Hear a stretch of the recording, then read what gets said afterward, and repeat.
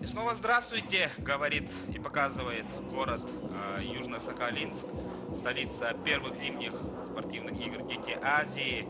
И сейчас мы увидим на ваших экранах эстафетную гонку 3 по 5 километров юноши, эстафета дружбы. И подключилась героиня этих соревнований Кожинова Анна, Южно-Сахалинск. Здравствуй, Анна. Всем здравствуйте. И первый же вопрос, Анна. Конечно, ты пробежала все гонки. Как сегодняшняя гонка тебе по душе? Конечно же, было очень приятно пообщаться с девочками, и вообще гонка, в принципе, удалась, но все уже, конечно, подустали, поэтому, Ну, ты бежала первый раз, да, вот эту гонку дружбы. да, первый раз. И понравилось? Конечно, понравилось, приятно пообщаться, новые знакомства, новые впечатления. Успела познакомиться, да, с подругами Да, в команде да. новой? И расскажи, Анна, ты родом сама с Южного Сахалинска, да, ну и под чьим руководством тренируешься, сколько лет? Да, я из Южно-Сахалинска, я тренируюсь под руководством Кулыгиной Галины Вячеславовны и Уличной Ирины Сергеевны. Тренируюсь я с 2011 года. Это И какие титулы имеешь, несмотря на юный возраст, Анна? Ну, пока что Дети Азии остаются крупнейшими соревнованиями, в которых я участвовала. Ну, также участвовала в первенстве России в прошлом году.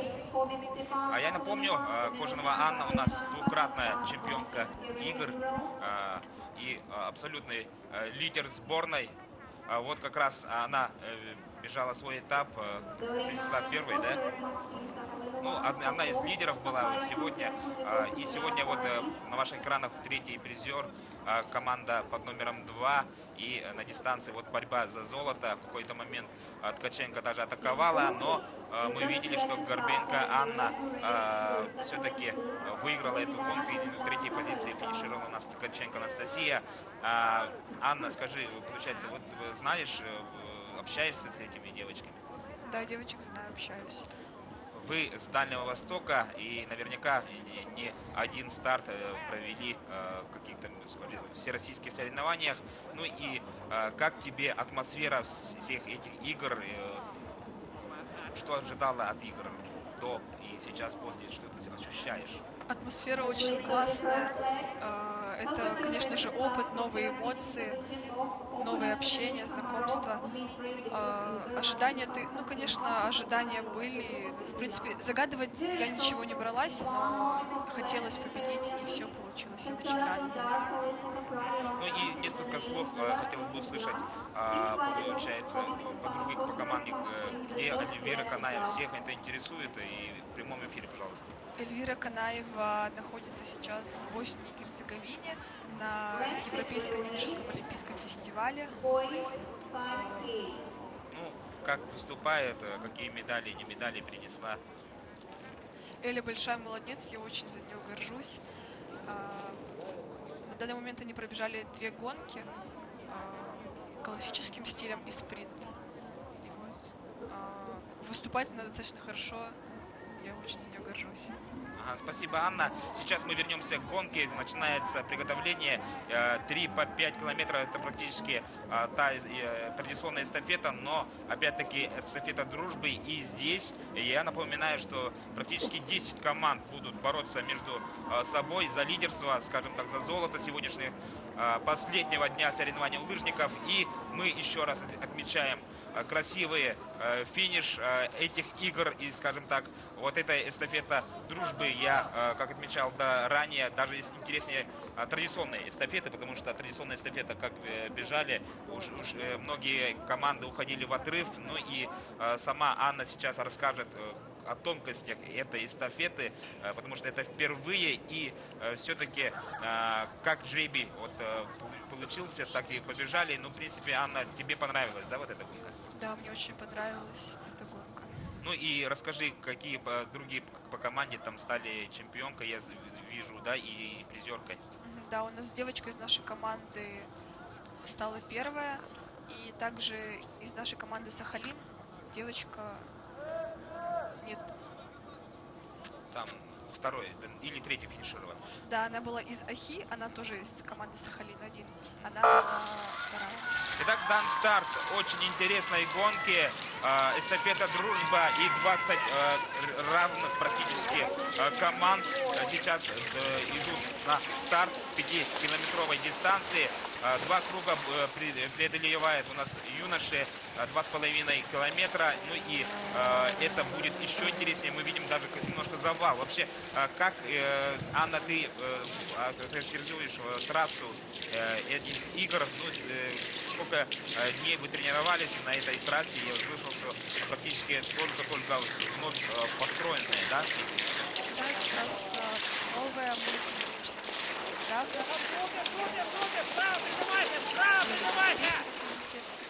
трассы с затяжными подъемами, конечно, очень сложно, но мы стараемся.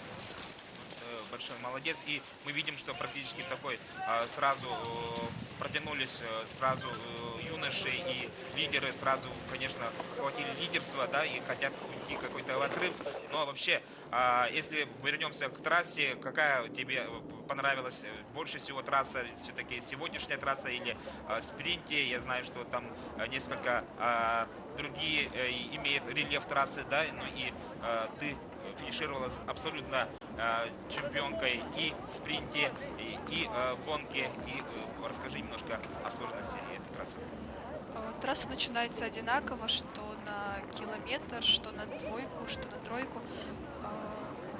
Вообще имеет затяжные 2,5 километра, очень сложная трасса тем, что со старта сразу 2 подъема без спуска. Это достаточно тяжело. Да, ну и работа инвентаря, наверняка ваши смазчики, да, ваши команды поработали отлично. И какие слова ты скажешь благодарности? Да, спасибо большое смазчику и тренерам за подготовку лыж. На протяжении всех соревновательных дней нам их готовили. Спасибо им. Результат складывается как раз таки из подготовленности лыж, своей подготовки, эмоциональной составляющей. Лыжи очень важно. Да, большое спасибо всем смазчикам, всем тренерам, всем специалистам, которые работали все эти дни. И сегодня тоже с раннего утра практически они отрабатывали мази парафины. И мы видим, что одинаково ведут лыжники, все 20 представителей. Никто пока не отстает, но это говорит о том, что наверняка те или иные спортсмены, которые, ну, скажем так, lucky loser, да, это аутсайдеры, это, конечно, спортсмены из Непала, Таиланда, побегут уже во втором этапе, но сейчас борьба одинаковая, практически как гонку бегут у нас лидеры. 31-й стартовый номер, это команда Новиков Лев, Москва, ну и за эту команду побежит очень, скажем так, ровный состав, но в принципе я тут отметил команду под номером 2, побегут у нас Писарев Никита, Мясников Сергей, Зернин Никита, 5-й стартовый номер Комаров Дмитрий, Бутаков Николай, Шиманов Егор, 6-й Быков Игорь, Рабец Александр, Дестан Эрнур, тоже очень ровный состав. Также отмечу 8-й стартовый номер Отчетов Данил, Суткевич Роман, Плетинцев Александр. Также 10-й стартовый номер Деревцов Иван, Железняков Сергей, Пономарев Никита, а также 12-й стартовый номер Михалев Леонид, Иванов Дмитрий, Парфенов Владислав, команда под номером 14 Колесников Родион, Зараменских Денис, Аниченко Максим, 15-й стартовый номер Лямкин Данил, Валуев Михаил, Попов Федор, очень ровный состав, и 18-й стартовый номер Хомик Степан, Демиржуан Батыржан, представитель Казахстана, и Конышев Кирилл, Уральский федеральный округ. Это практически лидеры этих соревнований. Ну и 19-й стартовый номер команда побегут Косарев Максим, Попов Ярослав, Худяков Илья. Тоже очень ровный состав. И, как я до этого говорил, в принципе, сейчас многое будет зависеть, конечно же, от всех членов команды. И практически, я скажу, до последнего мы будем наблюдать за битву золота, да? Анна, ну расскажи еще раз, получается, как ты до этого бежала на Дальнем Востоке и какие результаты там добилась? Перед детьми Азии мы бежали первенство Дальневосточного федерального округа. Там я собрала полный комплект медалей, то есть была 2 раза первая, 2-я и 3-я. Ну и такой вопрос, как ты попала на лыжные гонки, со скольки лет ты тренируешься? Меня вообще поставили на лыжи родители еще с Внимание, раннего форма возраста. максимум, форма В максимум, года 2 или 3, так форма скажем, максимум, профессионально заниматься я стала уже с форма 9 лет. экипирования. Я пошла на секцию. Мы видим уже атакуют по тихой массовые спортсмены. Какая-то тактическая борьба у них между лидерами гонки. И практически 20 спортсменов одинаково сейчас будут спускаться. Спуск. Это спуск на стадион или это пока еще не стадион? Сейчас спуск и будет еще один период. Ага. И расскажи, Анна, ты вообще фанат как лыжного спорта, смотришь прямые эфиры Кубков мира, и сейчас как будешь наблюдать за чемпионатом мира, который пройдет у нас в Крефельде, в Азии? Да, я слежу. Конечно же, буду смотреть чемпионат мира, буду наблюдать, буду болеть за наших спортсменов. Желаю им большой удачи. Кто кумир в лыжном спорте на данный момент? Так скажем, кумиров у Мир. меня нет. Ну, может быть, из российской сборной, на кого хотите мы похожим, ставить ориентиры. Конечно же, Зряева Наталья, Белорукова Юлия. Очень приятно за ними наблюдать. Очень симпатичные, красивые девушки, сильные. Ну и хотелось бы отметить, что российский спорт, все-таки лыжный спорт сейчас на высоте. И наверняка и Анна, и все любители сейчас ожиданием тоже будут смотреть чемпионат мира.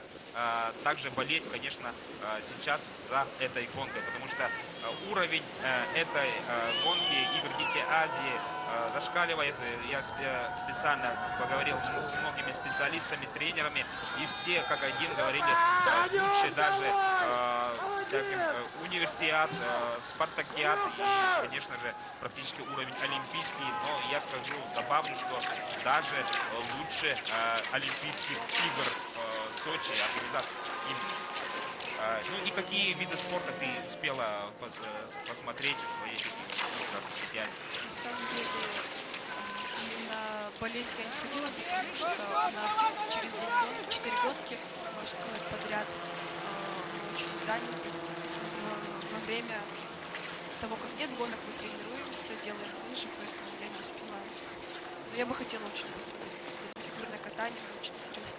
Ну, я тебе добавлю, что и тебе еще есть шанс попасть на фигурное катание, которое сейчас, как я слышал, там идет борьба упорная юношей, но после 4 там будет уже выступать девушки.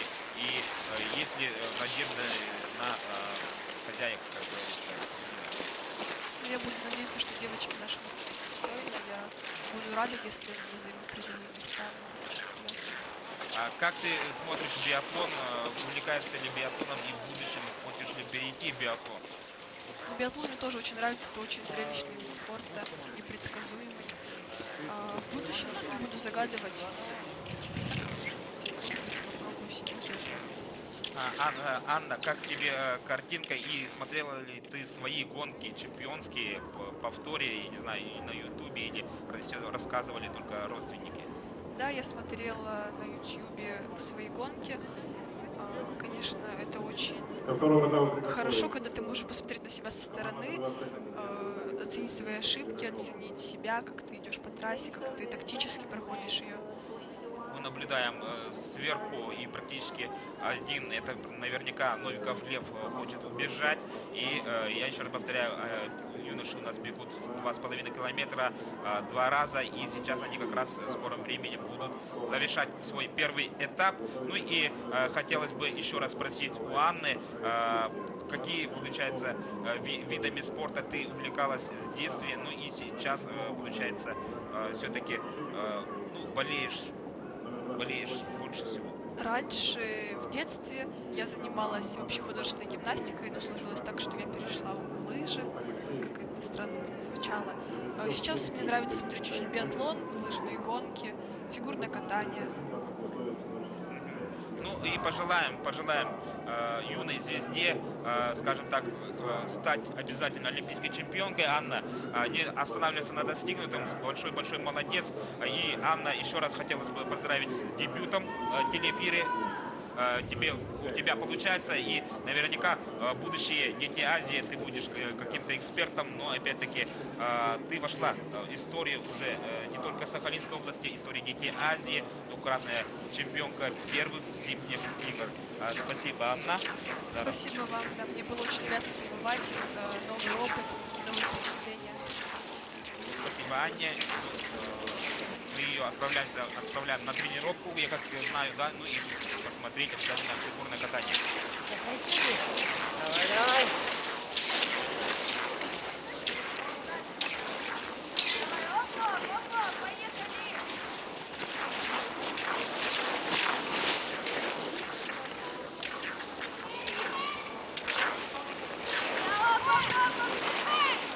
Итак, мы смотрим сейчас уже финиш первого этапа. Ну и Трегубов Илья работает без устали. Чемпион тоже этих игр. Абсолютный триумфатор, трехкратный чемпион первых игр Дети Азии. Ну и еще раз хотелось бы сказать Анне спасибо за эксклюзив, скажем так.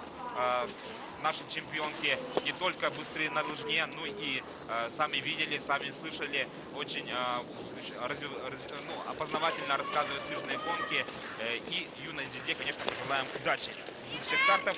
Ну и наблюдаю, что Хомик Степан, тоже 38-й стартовый номер, мчится, хочет догнать беглеца, лидера. Но опять-таки все, у нас борьба еще впереди, потому что сейчас побегут у нас на финише, будут передавать на второй этап спортсменов. И 27-й стартовый номер без одной палки бежит спортсмен.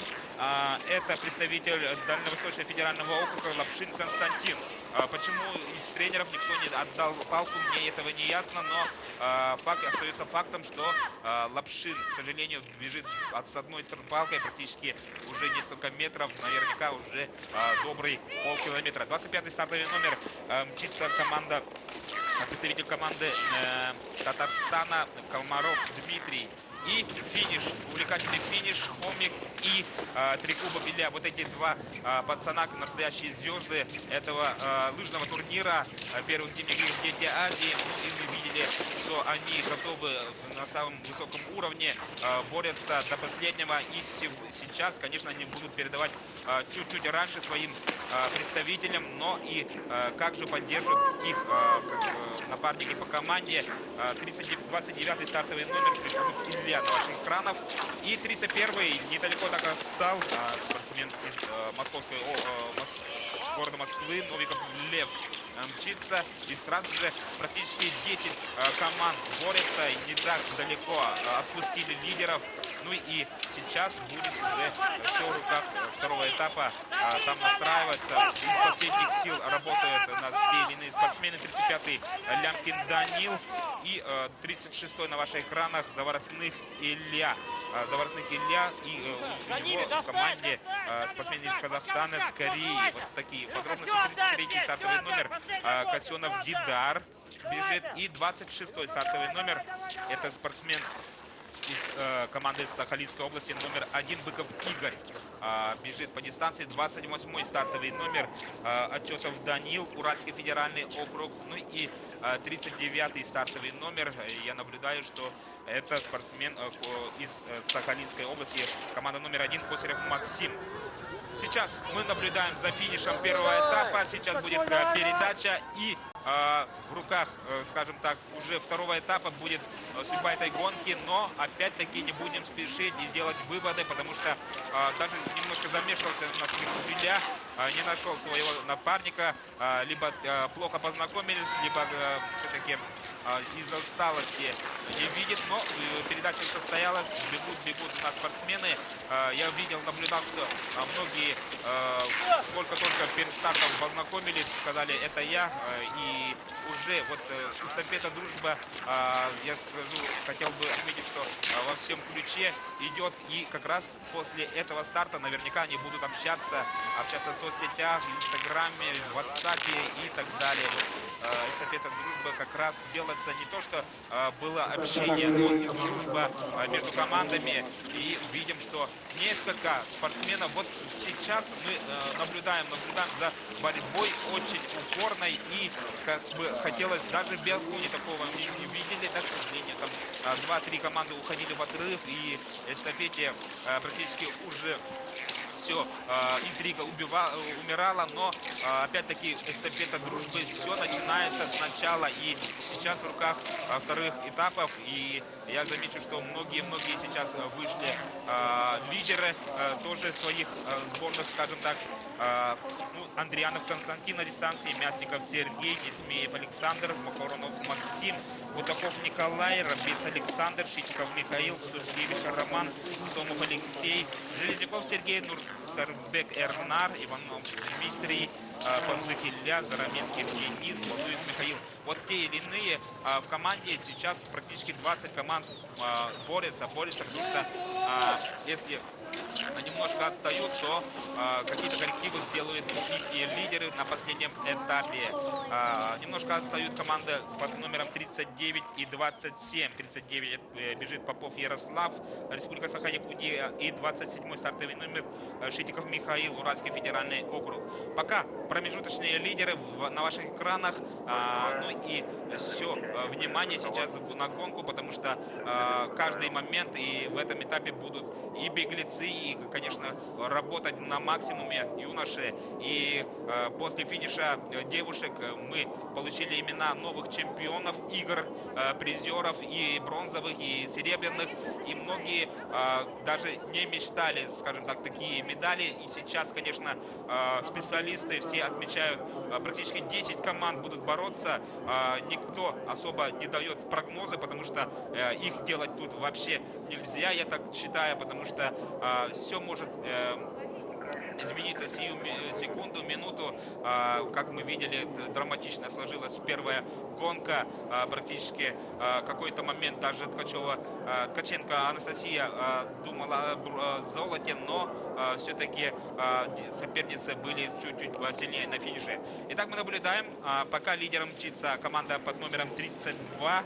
Это у нас Иванов Дмитрий. И на последнем этапе побежит за эту команду Парфенов Владислав. 38-й стартовый номер мчится Дедушуян Батыржан. И за последний этап уже побежит там Конышев Кирилл. Вот эта команда тоже, в принципе, отмечалась специалистами. 35-й стартовый номер команда бежит Валуев Михаил, потом за эту команду побежит Попов Федор Алдан. Вот такие подробности. И сейчас мы видим без устали, пока работает первый круг, 2,5 километра, но опять-таки будет, конечно, судьба решаться на последнем этапе. Это третий этап. И хотелось бы отметить, что многие лыжники сейчас уже подгрузились и не то что работают за свои команды, за свои регионы, а уже за эту команду. И многие попали там и спортсмены из Казахстана, с Уральского федерального округа, дальневосточники, Республика Саха-Якутия. И, конечно, от них сейчас будет зависеть судьба этой гонки. Они, конечно, стараются показать свой максимум. Последняя гонка у лыжников, мы видим, что захватывает дух и практически не хватает сил даже у комментатора. 26-й стартовый номер, это у нас мчится Рабес Александр, представитель Татарстана. Из последних сил бежит, работает 33-й стартовый номер, это Позлых Илья, Сахалин номер 2. Но знаем, что какой-то момент, получается, их тоже напарники по командам могут улучшить, либо ухудшить, потому что я вижу, многие и на последних этапах побегут представители Монголии, Таиланда и так далее, Непала. Конечно, этим командам откровенно не повезло, потому что все-таки эти спортсмены являются, скажем так, экзотикой в этих видах спорта. Многие только увидели спорт, но я вам скажу, я хотел бы отметить, что это настоящий дух, дети Азии, это лыжники с Непала, лыжники Таиланда, настоящие тайландеры, потому что они творят историю, беглеца. Ну и самый главный девиз игр – это «От дружбы спортик, мир на земле». Мы желаем, чтобы наши юные лыжники и лыжницы обязательно сдружились и общались между собой. И прежде всего, конечно, старались сделать мир лучше. Итак, вернемся к гонке. 4 беглеца уходят. Это 38-й стартовый номер Демужуан Батыржан. За последними вторым бежит Коншев Кирилл, представитель Урала. И 31-й стартовый номер бежит Урганбек Эрнар, представитель Монголии, будет закрывать эту команду. Но опять-таки не так далеко отстают представители других команд. Но не будем делать никаких прогнозов, потому что их делать бесполезно. Все решится на ваших экранах. И наверняка сегодня зажжутся новые имена, новые герои игр. Но и из-за этого мы любим спорт, переживаем, держат кулачки родители, родственники. И многие сейчас смотрят на нас в прямом эфире. И еще раз хотел бы отметить профессионализм наших телевизионщиков. Это, конечно, ОТВ, официальный бродкаст наших игр, ну и совместно с НВК САХА многие специалисты, профессионалы приехали сюда, специально работают и практически задействованы на этой гонке 20 с лишним камер и качество картинки. Я думаю, что все болельщики спорта отмечают отличную картинку с Южного Сахалинска. Итак, смотрим, бегут 4 команды убегают, скажем так, какой-то отрыв. 32-й стартовый номер интересный, тоже, скажем так, команда Иванов Дмитрий, он будет отдавать свой последний этап Парфенову Владиславу, представитель города Алдан. Недалеко отстали другие команды. 36-й стартовый номер Сабек Ильяс, представитель Казахстана, а также я видел, что Железняков Сергей, представитель города Нерюнгри, бежал за Республику Саха-Якутия. В своем этапе он будет передавать свой этап последний Пономареву Никите. Так что 10-й стартовый номер тоже не так далеко отстают. Но опять-таки заметим, что вся гонка еще впереди. И самое интересное у нас впереди. И наверняка сейчас все влюбились в этот, скажем так, формат эстафета дружбы. Я, честно говоря, наблюдая за этой дружной эстафетой впервые как специалист, отмечу, но для всех спортивных школ на заметку, на вооружение проведите обязательно такие гонки. Я еще раз напомню, что как составляли эту эстафету. 10 по 20 место лидеры сделали жеребьевку по отдельности. Для них вторую пару составляли спортсмены из 20-ки до 40-х мест. И, конечно, были свои, скажем так, аутсайдеры, лаки-лузеры, скажем так, да. Это 40-е, 60-е места. Они тоже в команде, ну, не буду отмечать в каких этапах, но, опять-таки, вот таким образом составлялись команды. И они, мы видим, что практически одинаковые. И как калейдоскопической частотой меняются лидеры этой гонки. Пока бегут 4 промежуточных лидера, потому что на второй круг, потому что все-таки недалеко там остались все те или иные спортсмены. Мы видим, что пока среди лидеров и 10 команд 20 секундах, это очень плотно, я отметил бы. Ну и все будет решать у нас, как обычно, последний этап. Это даже круче биатлона по своему накалу страстей, потому что с каждой минутой, с каждой секундой все меняется да наоборот. И мы видели, что у девушек драматично завершился гонка и в какой-то мере практически золото увидели, но опять-таки рано, скажем так, радовались, но все-таки не хватило всех сил девушкам, да, и в какой-то момент они даже улучшили или ухудшили свои результаты. Итак, бегут у нас 4 команды, и мы видим, что на этом подъеме сейчас приближаются и догоняют 2 спортсмена, 2 представителя других команд, и активно работают, практически сами бегут у нас тренеры-специалисты, переживают, естественно, за итоговый результат. Всем, конечно, хотят золото, но опять-таки хочу отметить эстафету дружбы. Очень интересная гонка. И если рассказывать историю этих именно эстафет дружбы, да, они зародились опять-таки в Якутии первых, когда проводили вот именно летние Дети Азии, проводились такие эстафетные гонки легкой атлетики, я знаю, так что вот этот формат как раз по душе всем, я думаю, специалистам и тренерам. И вот эстафета дружбы проводились также в юношеских олимпийских играх в Норвегии и других европейских стран. Так что вот этот формат очень увлекательный. И мы видим, что сейчас 32-й стартовый номер мчится Иванов Дмитрий, и он передаст свой последний заключительный этап Парфену Владиславу. Итак, ничего не будем, скажем так, говорить, потому что все будет решать последний этап. И опять-таки заранее тут ничего не скажешь. И как готовы спортсмены, в принципе, сейчас они бегут уже за команду и хотят все показать те или иные результаты. Ну, все желают, конечно, бороться за золото. И также Железняков Сергей бежит у нас на дистанции, представитель города Нерюнгри, первый тренер Ахмедшин Фердинанд Талгатович. Ну и сейчас под руководством Владимира Викторовича Давай. Ну и вообще сейчас, конечно, праздник спорта. Конечно, если даже мы говорим, что многие хотят завоевать, и это самое главное. Сейчас самое главное, чтобы наши юные спортсмены, дети получили международный опыт, не боялись ни в коем случае стартовать таких, ну, скажем так, очень серьезных стартах. Ну и опять-таки мы пожелаем, что после этих стартов как раз получат той или иной опыт для международных стартов. И наверняка многие пойдут имена на Олимпийских игр, что было у нас по итогам летних Дети Азии.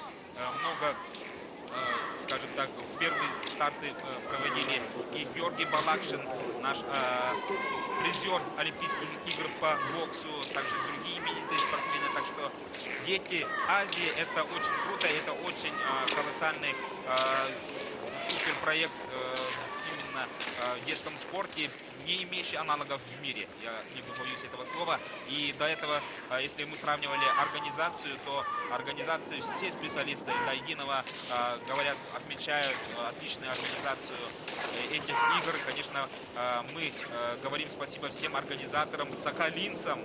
Вы сделали это, и вы сделали очень крутые первые зимние игры Дети Азии, потому что практически даже по организации несопоставимы даже с универсиадами, так сказали специалисты, тонкие, не буду говорить кто, но те специалисты, они ходят и на Олимпийских играх, и других международных стартах. Итак, вернемся к гонке. Сейчас 32-й стартовый номер, команда лидер Иванов Дмитрий. И мы видим, что команды под номером 36, 31, 38, 35, в принципе, не так уж далеко. Ну, опять-таки, работают без устали у нас юноши. И сейчас они в скором времени будут приближаться к финишу второго этапа. Это будет, опять-таки, будут стараться мало проиграть. И, конечно, последний этап будет решать судьбу сегодняшней гонки. Итак, 21-й стартовый номер на ваших экранах. Спортсмен из Дальнего Востока, Андрианов Константин. 24-й стартовый номер, Коронов Максим, Татарстан.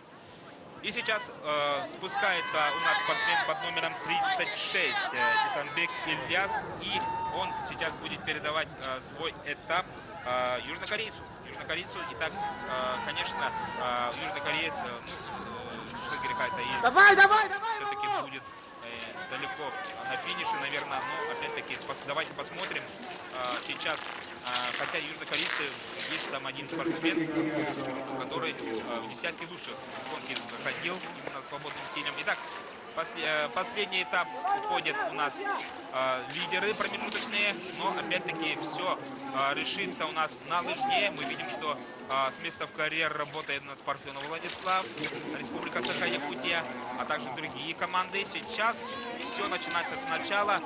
Если даже вы думаете, что проигрыш большой, но Жильниковский Сергей сейчас будет передавать Пономареву с Никите. Пономарев Никита, хозяин этой трассы, в принципе, тоже будет бороться до последнего. Я так думаю, но есть те именные спортсмены, которым реально в этот день не повезло, потому что они в одной команде оказались таиландцами, непальцами. Конечно, эти команды сегодня, к сожалению, не будут на пьедестале. Мы видим, что с первых метров лидерство захватывает лидерами, либо там на второй позиции пока выходит Парфенов Владислав, Республика Саха-Якутия. Но опять-таки хочу, как говорится, деревянной голове ни в коем случае не сгладить, потому что все начинается сначала, потому что не так далеко отстают и соперники. Мы видим 38-й стартовый номер мчится Демужан, Конышев Кирилл, извиняюсь, Уральский федеральный округ.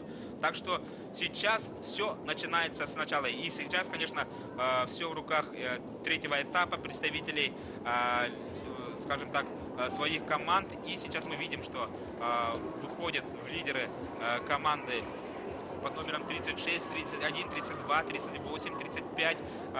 Не буду говорить, кто бежит на этих этапах. Сейчас по ходе гонки будем комментировать и волноваться, потому что практически 20 минутах 5 команд, и пока еще ничего не ясно. Даже борьба за золото, за бронзу, ну и, конечно, не будем загадывать, борьба за пятерку сильнейших тоже будет ожесточенная, да.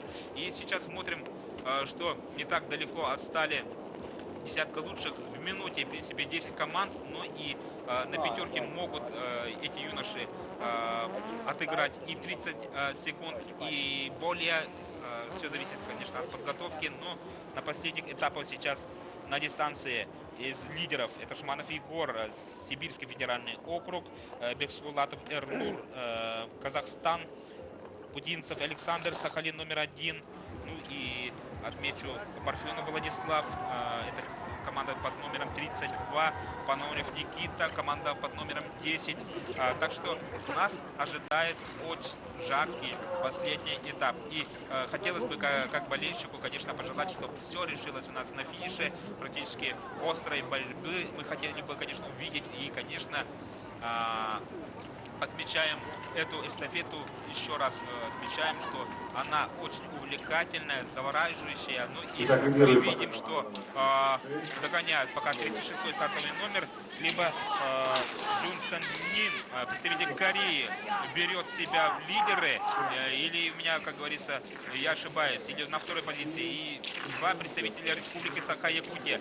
36-й стартовый номер я рано списывал ее со счетов, и этот спортсмен сейчас вместо в карьер бежит у нас очень неплохо.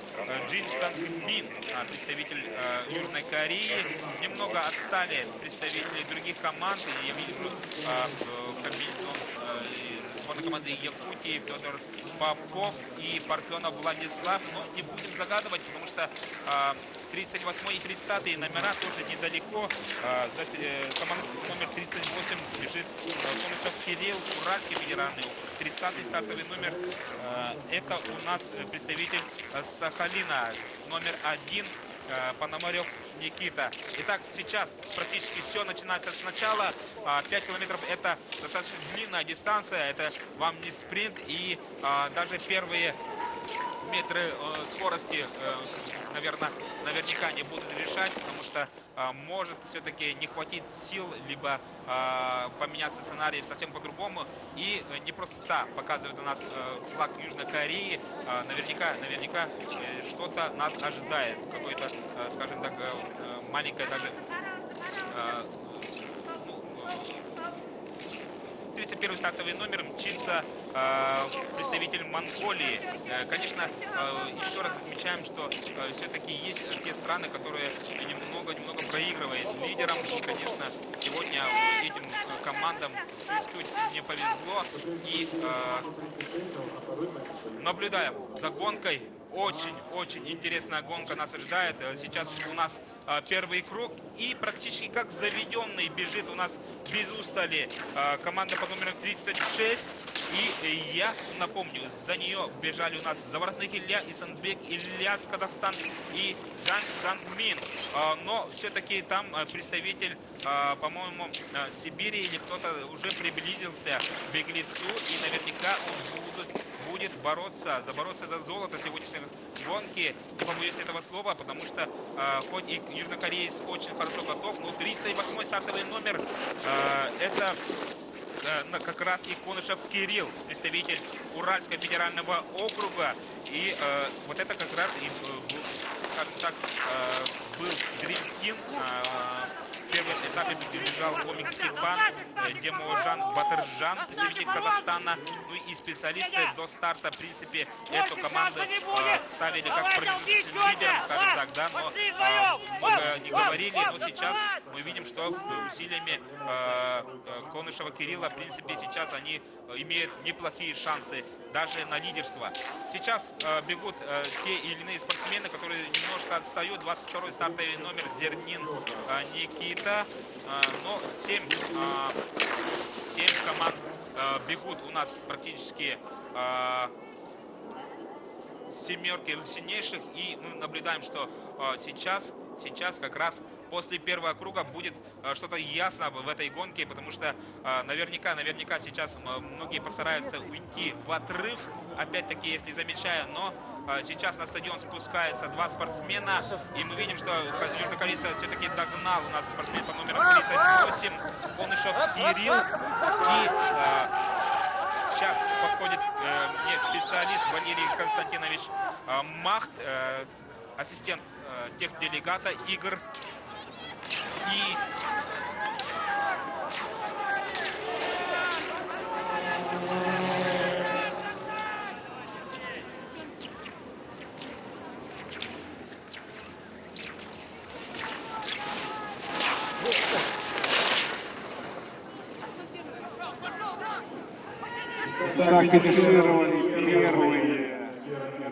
Валерий Константинович Махт, ассистент технического делегата. И поприветствуем, конечно, наших болельщиков, наших зрителей. Смотрит нас вся Россия, не побоюсь этого слова. Добрый день, Валерий Константинович. Добрый день, уважаемые телезрители, добрый день, коллеги и те, кто смотрит эти соревнования. Валерий Константинович, как гонка, скажите сразу, сейчас пошли последний этап, последний круг, и завораживает ли вас гонка сегодняшняя? Ну, на самом деле, это последний день наших соревнований, и, как говорится, на финал самое вкусненькое. Я вообще за всю свою практику ни разу не видел такой формат соревнований. Это эстафета дружбы, своеобразная была жеребьевка спортсменов, то есть все участвующие, они бегут эти команды у них сформированы по итогам соревнований. И в составе команды бегут спортсмены с разных территорий и с разных стран. На самом деле соревнования проходят очень интересно, особенно вот у юношей. Борьба на каждом участке, вы видите. Трасса позволяет бороться. Трасса такая, что спортсмен должен показать все свои лучшие качества. Поэтому гонка интересная, но и погода тут, и, наверное, обстановка, где подбадривающие зрители по трассе. То есть это дает, наверное, конечно, интересный эффект.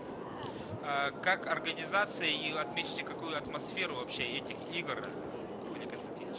Ну, я что хочу сказать, что это первые игры, и, наверное, как говорят у нас в России, первый блин все-таки бывает комом. Хотя, наверняка, я не хочу сказать, что плохо проводится, я хочу сказать, что наверняка есть моменты, которые нужно будет проанализировать и на следующие игры спланировать более качественно. Такие же вещи есть и у нас на лыжных гонках, тоже мы видим сейчас, как мы могли бы провести немножко лучше. Хотя, вообще, я скажу, что соревнования проходят интересно. И что касается вот наших соревнований по лыжным гонкам, мы на стадионе поочередно с биатлонистами проводим соревнования. Я бы сказал, что можно организаторам поставить твердую четверку, потому что, в принципе, даже если возникают небольшие проблемы, они решаются быстро. И атмосфера, она такая доброжелательная. И атмосфера настроена все вокруг, организаторы, хозяева, чтобы сделать как можно более удобно пребывание здесь спортсменам и функционерам. Как условия проживания, какие условия питания вы отметили этих игр? И с какого момента вы вообще приехали сюда? Ну, я приехал до начала игр за 3 дня, как положено членам жюри. Мы протестировали трассу, мы посмотрели на места подготовки, то есть и постарались сделать так, чтобы они были максимально соответствовали правилам соревнований. То есть была предварительная работа в течение 3 дней до соревнований. Ну и далее уже в процессе соревнований. Что касается, конечно, таких технических аспектов, к сожалению, были у представителей сложности с транспортом некоторые. Ну и все-таки первый раз количество участников много, то есть не все размещены на территории Сахалинска, кто-то подальше, кто-то поближе. Хотелось бы протестировать лыжи. То есть есть некоторые шероховатости, которые я думаю, организаторы знают. Так мы наблюдаем за кульминацией этой гонки, и практически 5 спортсменов, 5 команд будут бороться за самые высокие места. И пока сейчас Конышев Константин у нас идет лидером, представитель Южной Кореи, 5 секундах. И вообще в вашей практике сейчас вы можете что-то оценивать, да? Могут ли на финише отыграть 5 секунд? Ну, на самом деле 5 секунд это вообще небольшое, ну, так скажем, промежуток, потому что перед финишем у нас есть спуск с поворотом, он достаточно сложный, и финишная прямая, она дает возможность отыграть. Другое дело, есть ли у спортсмена силы. Хотя они идут группой, и я думаю, что кто-то кого-то еще поджидает. Нас ожидает напряженный финиш. Да, ну и если анализировать подготовку спортсменов, лидеров, да, как вы вообще оцениваете состав команд и вообще кто вам больше понравился? Хотя я знаю, что судьи не должны быть нейтралитетом, да, но опять-таки скажите свое мнение, пожалуйста, Валерий Константинович. Да, понравились мне все спортсмены, потому что вели они себя корректно и старались выполнять правила соревнований. Для нас это самое главное. Но вот сейчас у нас на экране спортсмен Таиланда. Понимаете, когда на совещании представитель встал и сказал: извините, пожалуйста, мы только месяц назад увидели снег, но мы будем стараться, вы нас не судите строго. Поэтому, когда мы смотрим, и спортсмены Таиланда от старта к старту добавляют, но это вызывает только симпатию. Хотя им и погодные условия немножко преподнесли сюрпризы. Ну а так, среди остальных спортсменов, конечно, так скажем, твердый уровень, но лучшие спортсмены этого возраста российские, они все-таки здесь не присутствуют. Итак, мчится у нас Конышев Кирилл, лидером мчится, и мы видим, что все-таки не могут догнать беглеца, и, по-моему, он решает свою задачу. На второй позиции команда 36, это южнокореец, молодец. Вообще, как оцениваете южнокорейца, технику и подготовку?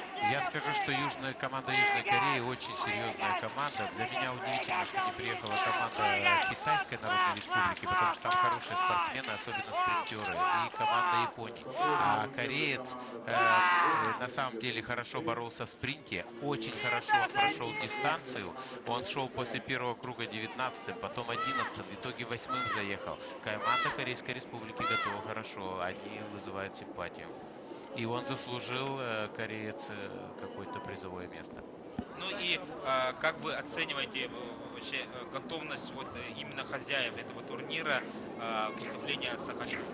Я в лыжных гонках оцениваю готовность команды хозяев очень высоко, потому что практически везде они во всех форматах в призах, очень много первых мест. То есть видно, что для них это соревнование очень серьезное. Итак, мы наблюдаем за финишем, за золотым финишем команды под номером 38 Конышев Кирилл, и они сегодня становятся золотыми медалистами.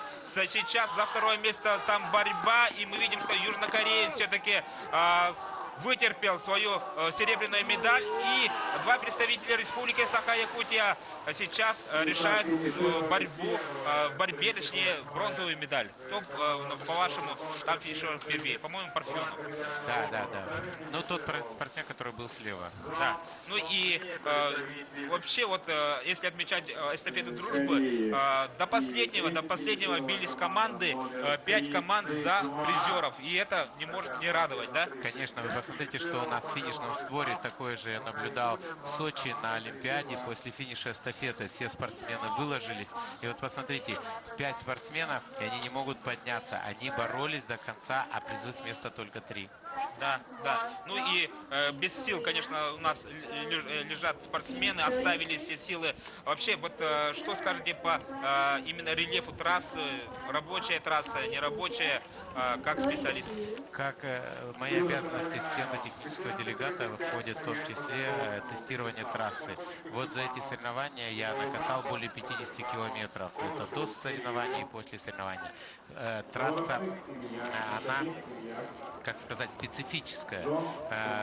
Пологие спуски, на которых практически не отдыхаешь, и пологие долгие подъемы, причем перемороженный снег, для спортсменов это тяжело. И вы видите, результаты, они невысокие. Достаточно медленная трасса и требует очень хорошей физической подготовки.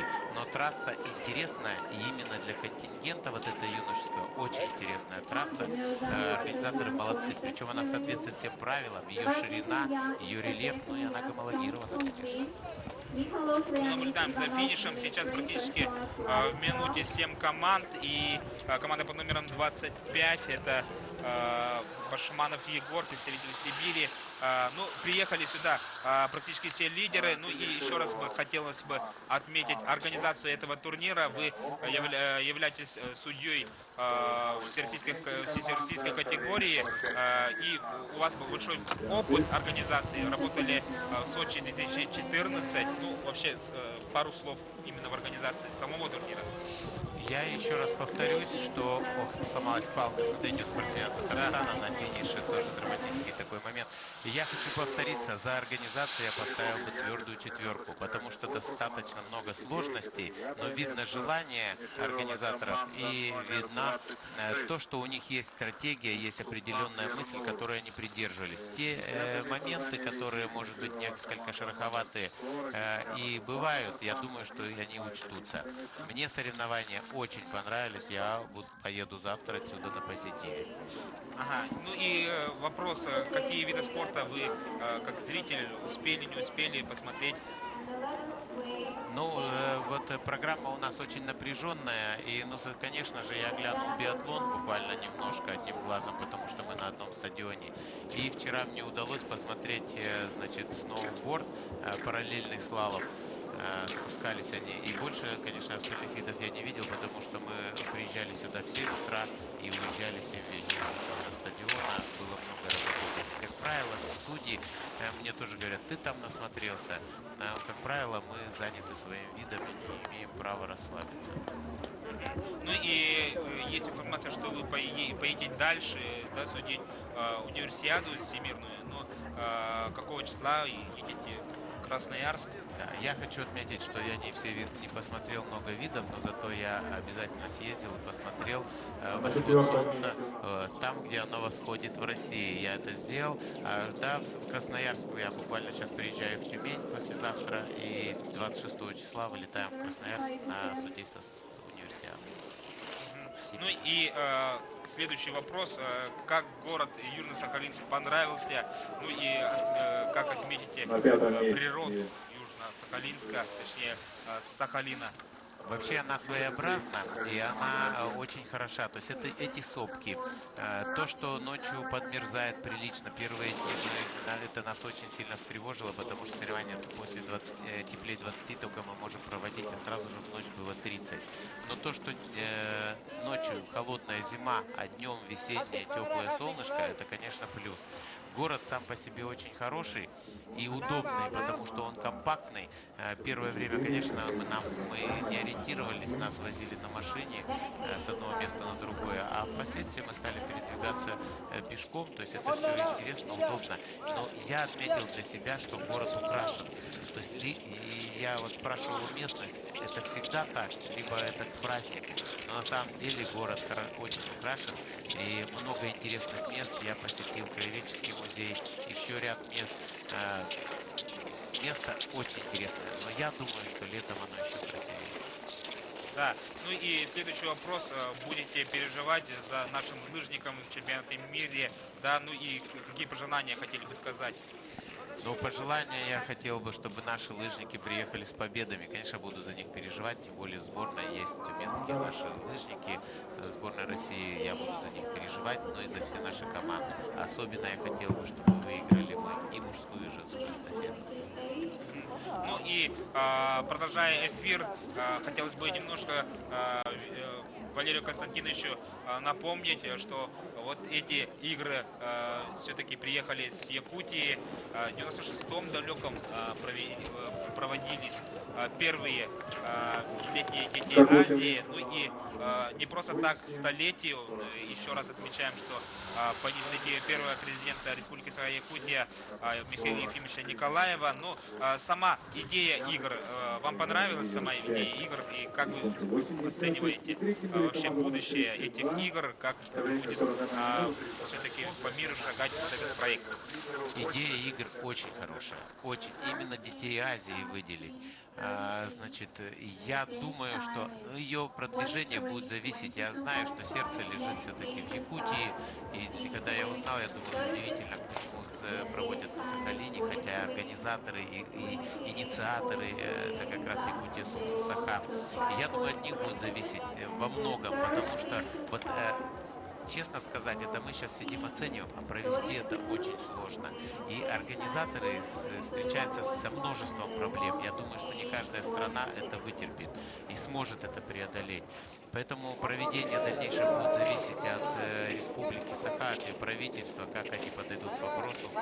Но я бы хотел принять участие во вторых детских играх азиатских. И, конечно, я думаю, что дальше будет количество команд зимних тоже расти. Они будут также интересно проходить.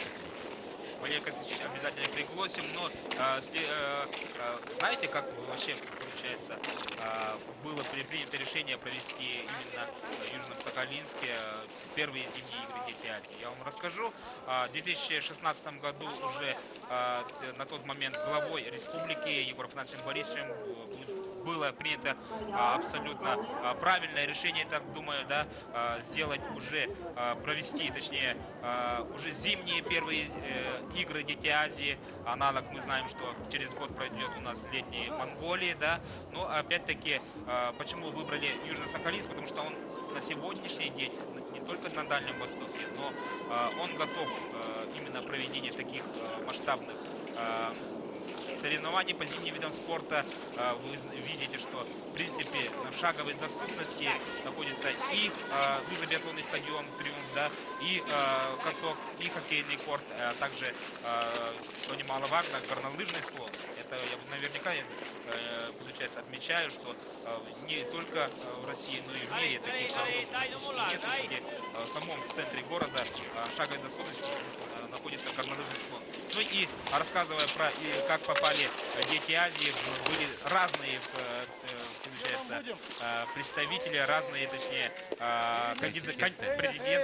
кандидаты, да, рассматривалась даже Камчатка в какой-то момент, но все-таки заявка Южного, столица города Южно-Сахалинск была более точная, более удачная, скажем так. Ну и отмечаю, что это было правильно, ну и это, скажем так, в это сейчас мы наблюдаем, что этот проект все-таки уникальный, ну и очень-очень удачный. Практически Якутия подарила зимние игры именно Сахалину.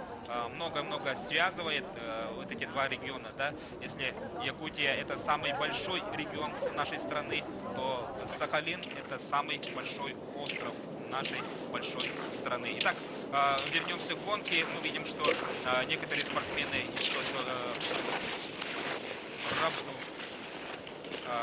идут по дистанции. И, Валерий Константинович, скажите, вот получается, вы побывали в зимних играх и не хотите в Монголии оказаться, хотя бы как туристом? На летних, ну, туристам, конечно, интересно побывать. Я хотел бы в довершение вот вашей мысли сказать, но еще погодные условия здесь достаточно сложнее было бы, мне кажется, в Якутии. И я хотел бы резюмировать, что я абсолютно уверен, что не пожалели организаторы, что здесь провели. Да. И что это совершенно правильное решение. Но что касается Монголии, конечно, в качестве туриста побывать там очень интересно, но летом нет лыж. Но вообще, какие видами спорта, Валерий Константинович, вы увлекаетесь, кроме лыж? Конечно, я увлекаюсь многими видами спорта, и в летний период мне очень нравится легкая атлетика, игровые виды, и волейбол, в том числе и футбол. Вот. Но больше всего летом мне нравится скандинавская ходьба. Хотя, как вид спорта, он очень интересен в программу. Ну и если рассказывать про будущее Дети Азии, да, много было слов, даже сказано, что хотели провести тоже тот первый президент Якутии Михаил Ефимович Николаев в какое-то время даже предложил провести аналог Дети Азии как Дети Арктики. Как вы оцениваете вот эту ситуацию? Ну, идея, она хорошая. У нас всегда идеи-то хорошие, но важно, как реализуют. Вот Дети Азии, я считаю, что это уже серьезный такой продуманный и практически реализованный проект. Конечно, он очень сильный, и он объединяет большую территорию, и они узнают много нового.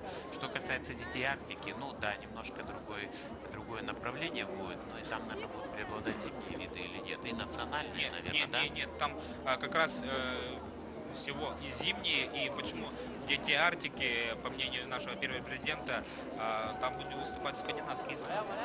Ну да, скандинавские. Это прежде всего Норвегия, Швеция, Финляндия, также Канада, США и вот те страны, которые лидеры являются именно зимними видами спорта. Вот, сама идея тоже, в принципе, неплохая, но мы сейчас находимся в первых зимних игр Дети Азии, и они на Сахалине. Еще раз напомню, что проводится у нас на высшем уровне 308-й стартовый номер. Сегодняшние чемпионы показывают, как они работали. Хомик Степан, кстати, Хомик Степан практически местный триумфатор этих игр и спортсмен из Казахстана. И, конечно же, последний этап у нас подбежал очень хорошо свой этап Конышев Кирилл, представитель Урала. Я хотел бы заострить еще внимание, что вот на этих соревнованиях именно эстафета дружбы позволила нашим друзьям из Казахстана занять призовые места. Это мы увидели и в эстафете девочек, и вот сейчас в эстафете юношей. Ну и я больше всего рад за спортсмена из Кореи, который все-таки уедет со своей медалью. Парень хороший потенциал есть. Я думаю, что он захочет дальше развивать свои способности именно в лыжных гонках. Ну, я напомню, что корейцы вообще большие молодцы. До сегодняшнего дня являлись даже на первом месте. Лидерами в общекомандном зачете. Да, но опять-таки наверняка хозяева либо другие регионы выиграют на последнем дне соревнований. Я еще раз напоминаю, что лыжные гонки, к сожалению, у нас завершилась программа вся, да, но опять-таки каждый лыжник, он в душе биатлонист. Завтра будем за биатлонистов тоже смотреть и болеть, и там тоже пройдет как раз эстафета дружбы. Итак, на финише у нас спортсмен из Таиланда, да.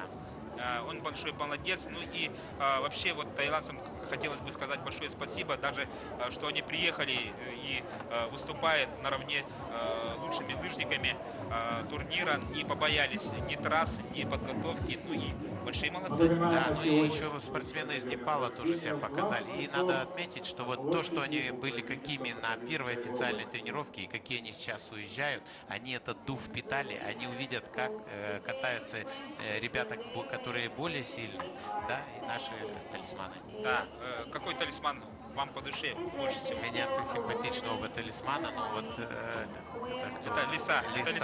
Лисичка мне нравится особенно. Для меня Сивуч на первом месте, он, как говорится, без конкуренции, вне конкуренции, извиняюсь, да. Так что наверняка многие единственное упущение организаторов, почему не продаются их аналоги в магазинах, да. Да, я тоже хочу повезти внучке игрушку, и завтра это посвящу. На это у меня немного времени, но думаю, что я найду. Мы смотрим вот этот красавец стадион. Вообще, как оцениваете вы строительство этого стадиона? Ну и вы как специалист с большой буквы. Стадион мне нравится, но я как специалист вынужден сказать, что как бы стадион он более биатлонный. Для лыжных гонок не все форматы мы сможем здесь провести, такие как скиатлон будет напряженно и командный спринт. Но в принципе стадион хороший, и как это вы отметили, что для города Сахалина обилие вот разных, по разным видам спорта баз, и они все на хорошем уровне, вот это важно. Ну и еще раз отмечаем вот протокол юношей, да, 10 команд вы видите, и многие регионы сегодня открыли даже практически свои медальные зачеты. Это вот как раз и получается итог этой эстафеты дружбы. Я думаю, что всем телезрителям и любителям зимнего вида спорта этот формат гонок понравился, и как мы отмечаем, да, Валерий Константинович, вооружение спортивной школы должны ими взять вот этот. Ну да, но это вот как раз прерогатива вот этих спартакиад, потому что именно на них возможна реализация такого проекта, потому что на первенстве России трудно такой проект реализовать, и он как бы не имеет логического окончания. А здесь это да. И да, в завершении. И мы наблюдаем панораму города Южно-Сахалинск, столицу, зимнюю столицу первых зимних игр «Дети Азии».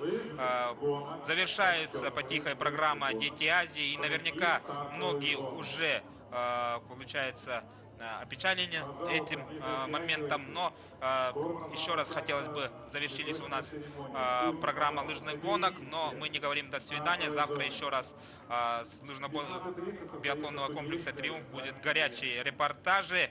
С вами были комментатор Михаил Чугунов, специалист с большой буквы Валерий Константинович Махт и ассистент технического делегата. И я еще раз говорю, с любовью с Южного Сахалинска, с первых игр «Дети Азии». И прощаемся, друзья. Всего доброго, друзья.